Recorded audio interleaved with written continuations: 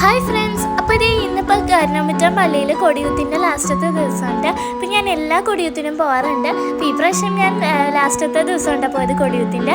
അങ്ങനെ പോയി പള്ളിയിലൊക്കെ ചെന്ന് അവിടെ നിന്ന് കുറച്ച് സബ്സ്ക്രൈബേഴ്സിനെയൊക്കെ കണ്ടിട്ട് അങ്ങനെ പോയിട്ട് ചക്കരക്കനിയൊക്കെ കുടിച്ച്. അപ്പോൾ അവിടെ കുറേ കടകളൊക്കെ ഉണ്ടായിരുന്നു. പിന്നെ ഞങ്ങൾ കുറച്ച് നേരം ഇങ്ങനെ കടയിലൊക്കെ ഒന്ന് ചുറ്റിക്കറങ്ങി നടക്കണമായിരുന്നു. അപ്പോൾ അവിടെ നല്ല കളർഫുള്ളായിരുന്നു. പിന്നെ ഞാൻ എൻ്റെ കരിക്ക് വേണ്ടിയിട്ട് ടോയ്സ് നോക്കിക്കൊണ്ടിരിക്കണേന്.